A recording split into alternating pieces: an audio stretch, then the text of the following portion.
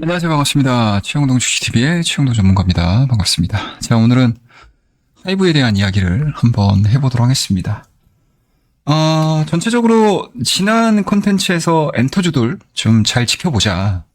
한한령에 대한 이슈가 짧게 끝날 부분들은 좀 아니지 않을까. 그리고 그 안에 있는 주요 엔터사들의 주가 방향성은 우상향이 될 가능성이 상당히 높지 않을까라는 의견을 좀 드렸었는데, 그 이후의 주가 흐름들은 아시다시피 상당히 좀 좋았습니다. 그리고 오늘 얘기해 드리려고 하는 하이브를 비롯한 국내 대표 3444 엔터사들의 주가 흐름들의 방향성은 거의 동일하게 나오는 거라서 어떤 기업이 딱 좋습니다라고 얘기를 하기에는 상당히 좀 애매한 부분들이 좀 있기는 있어요.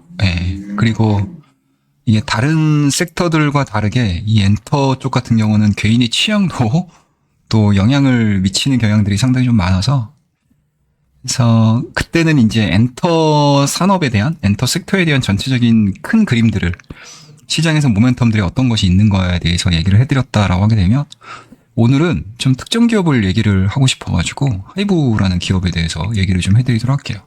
자, 일단은 1분기 실적이 좀 나왔어요. 1분기 매출액이 5,006억인가 나온 걸로 제가 알고 있습니다. 그리고 영업이익이 216억 정도를 기록을 했거든요. 이게 시장 컨센이 매출액은 한 4,700 정도? 그 다음에 시장 컨센으로 봤을 때 영업이익을 한 300억가량으로 측정을 해서 시장에서 평가를 내렸었거든요. 근데 매출액은 그래도 한 6%가량 상승을 했고, 영업이익 같은 경우는 한 30%가량 하회하는 실적을 발표를 했음에도 불구하고 주가에 대한 탄력도들은 전혀 영향을 받지 않은 상황들이었습니다. 그 안에 있는 여러 가지 매출 구성이 있겠죠. 일단은 음반 쪽 같은 경우는 나쁘지 않았다. 소소했다라고 보는 거고요.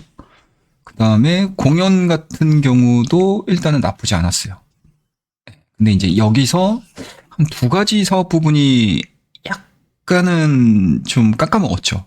첫 번째는 이제 MD 쪽.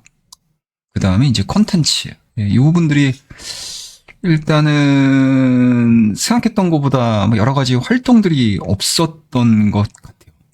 특히 이제 컨텐츠 매출 같은 경우는 제이홉이죠. BTS의 멤버 이제 제이홉의 다큐가 이제 웨이브하고 아마존 그리고 빌리빌리에 공개됐는데, 이를 제외하게 되면은 뚜렷한 성과들은 좀 거두지 못했습니다. 그에 따라서 음반이라든지 공연 쪽에서에 대한 수익성은 괜찮았었는데, 이 MD하고 라이센스, 그 다음에 이제 콘텐츠 부분에서 부수적으로 이제 뭔가 확장이 되는 매출 부분들이 그렇게까지 좋지는 않았다라고 보시면 좋을 것 같습니다.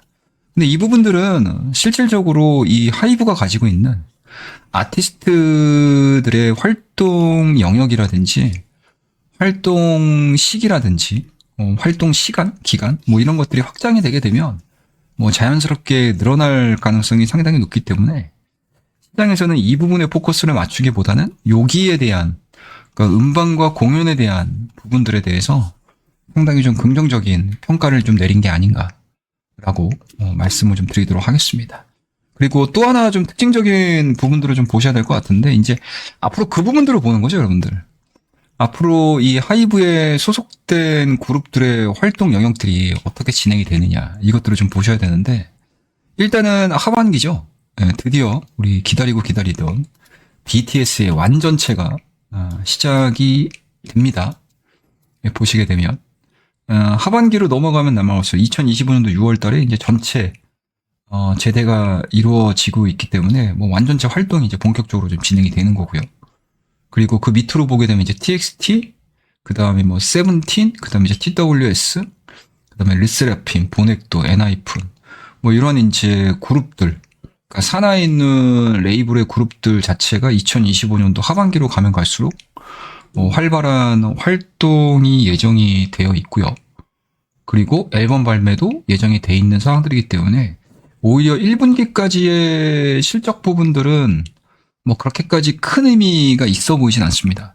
그리고 1분기의 실적을 저점으로 해서 2분기에 본격적으로 실적이 턴어라운드가 될 수 있는 일정들을 가지고 있는 상황들이어서 상당 부분 좀 의미 있게 시장에서는 좀 받아들이는 게 아닌가라고 생각을 하고 있습니다. 자, 그렇다고 되면 현재 하이브가 가지고 있는 주가에 대한 위치를 한번 볼까요? 과거에 2022년도에 상승과 하락을 보여줬던 이 구간들은 뭐 그렇게 크게 의미가 없고요. 예, 여기서부터 이제 본격적으로 상승을 했었던 구간들, 그리고 2023년도에 정점을 찍은 이후에 뭔가 이제 엔터사들의 변화가 상당히 많이 일어났잖아요. 그러니까 판매에 대한 전략 부분들도 상당히 말이 많았었고, 그리고 그동안에 엔터사들이 음반을 중심으로 판매를 한 거를 이제 자연스럽게 또 공연이라든지 뭐 사인회라든지 이런 것들을 넘기는 과정에서 뭐 가차 형식의 판매가 상당히 많았잖아요. 이제 그런 부분들을 좀 버리는 기간이었고, 그게 이제 어느 정도 안착이 이루어지면서 이제 해외 공연이라든지 공연 수익과 MD 산업에 대한 수익 구조로 넘어가는 과정 속에서 일단은 작년도 8월달과 9월달로 넘어가는 과정에서 이제 저점이 잡혔다라고 보는 거고, 현재까지 진행되는 과정에서에 대한 상승 구간들을 보게 되면 추세는 상당히 좀 의미가 있다라고 보는 거고요. 그리고 작년도 9월달과 10월달에 실적 저점을 확인한 상태에서 1차적인 상승 밴드에 상단이 잡힌 상태, 그리고 2025년도로 넘어오면서 다시 한번 한 차례 상승, 그 다음에 이제 3월달과 4월달로 넘어오는 과정에서 관세에 대한 부분들로 인해서 전체 시장에서 충격을 받았었잖아요.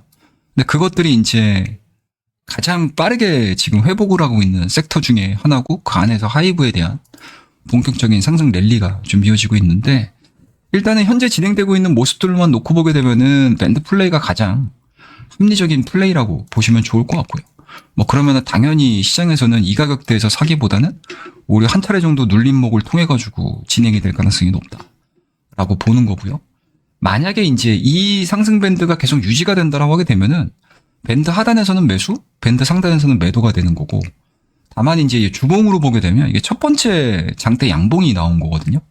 그러면 이 가격대가 2022년도에 고점 자체를 강하게 돌파를 시키는 가격대라서 다음 주에 만약에 상승 랠리가 이어지는 모습들을 좀 보여준다고 하게 되면 일봉상에서 봤었던 이 상승 밴드 자체는 무의미해질 수 있다. 쉽게 말씀드려서 기존에는 고점으로는 한 요 정도 가격대, 그리고 저점으로는 이 정도 가격대에서 상승과 하락 밴드가 형성이 되는 그런 추이였다라고 하게 되면은, 만약에 주봉상으로 직전 고점이죠, 뭐 25만 원대, 26만 원대를 안착한 상태에서 다시 한번 상승 랠리가 좀 이어진다라고 하게 되면 기존의 이 상승 밴드는 한 단계 레벨업 될 가능성이 높겠죠. 그러면은 1차적인 목표가는 저희가 31만 원대로 훌쩍 넘어서는 가격대, 그리고 31만 원대로 넘어서게 되면 2021년도의 고가까지도 노려볼 수 있는 그런 추이가 그려질 가능성이 상당히 높기 때문에, 뭐 지금 전체적으로 시장에서에 대한 엔터주들에 대한 평가 자체가 뭐 워낙 긍정적인 스토리들도 많고요.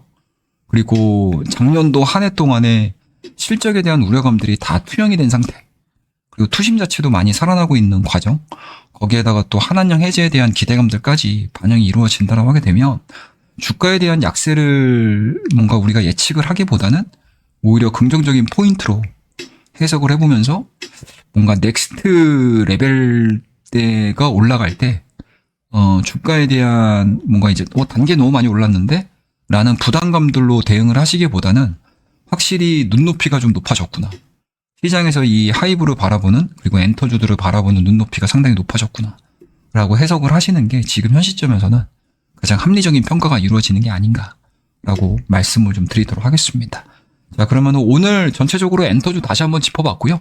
그리고 그 안에서 하이브가 가지고 있는 강점들, 그리고 하이브들의 산하 레이블의 대표 보이그룹, 걸그룹들의 활동 영역까지 체크하면서 하반기 뭐 긍정적인 주가의 흐름들을 예측해보는 또 하이브에 대한 시간을 좀 가져봤습니다.